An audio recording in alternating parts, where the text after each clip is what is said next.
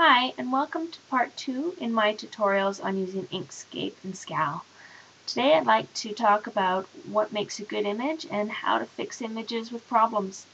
Someone from the Cricut message board sent me this image and asked me why it wasn't working correctly. So I pulled it onto my Inkscape and followed the directions from my previous tutorial, and I'll show you what I got. There's my little girl.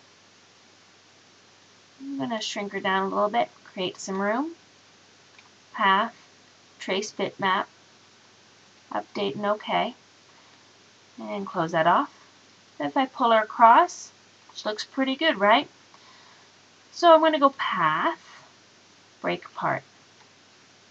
Oh, now usually with a good Inkscape SVG conversion, everything will go black because you're working with outlines. Something went wrong, and in fact, something went wrong in her hair, in her face, on her diaper, and in the rug. If I take a look at this now as an outline, I can see that I've got outlines of everything. I've got lines all over. It looks okay, but if I try to zoom in a bit and pull off the background, I'm getting chunks. I can't pull her all apart correctly. If I go back to my original image, View, Display, Normal, I can see that there's some gaps in the original image. I can zoom in nice and close, and I can even see the gaps here. There in the rug. There's another one in the rug over here, on the back of her diaper, in her hair right here, and beside her eye. And because the original image does not have complete lines, I'm getting this kind of crazy break apart without one solid background piece. It is possible to fix this in Inkscape.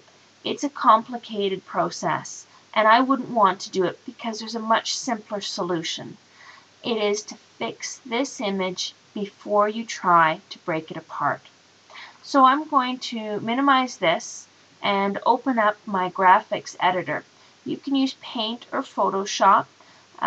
There's lots out there. I use GIMP. GIMP is a free program off the internet and a great Photoshop type program. But anything will work. So there's my girl. I'm going to drag her in and get nice and close. Find those gaps. And all I'm going to do is take a black pen, small black pen, and fill in those problem areas. You're probably going to need to zoom in and out a few times to do this. Make sure you get them all. But if you do miss something, you can come back later and do this again. Oops. Fill in that area. We have a diaper problem back here. I believe we had one beside her eye. And we had one in her hair somewhere. Definitely here. That might be it. So we're going to save her. And the neat thing about GIMP is we can just drag and drop between GIMP and our Inkscape. So I'm going to open a new document. I'm going to have two running at the same time. I'd like to keep this one in the background just to take a look and see what happened on the first copy. And from GIMP, I'm going to select all, edit, copy, and I should be able to paste her right on. There she is. She's still too big. Let's make her a bit smaller. So repeating our process. Path, trace bitmap. Let's see what we get. Pull her across, path, break apart. Looks good. It's all black. Now if we change the view to outline, and let's see if we can pull off just her background this time.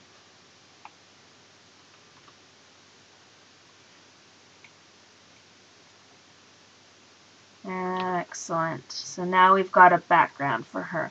So chances are probably pretty good that the rest will be good as well.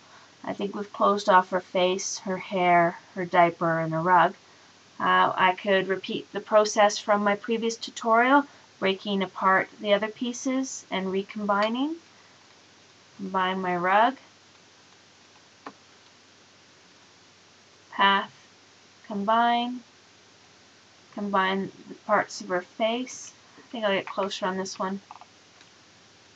Shift and click, shift and click, path, combine, pull it apart. She's looking pretty good. So I'll leave that with you, and I hope that helps you figure out what's a good image. Make sure the lines are complete. If they're not, use a Paint or Photoshop or a program like GIMP. Fix your image before you try to convert it, and then repeat the process. Let's take a look at her as normal. She's probably going to be a pretty good cut. Thanks again for watching.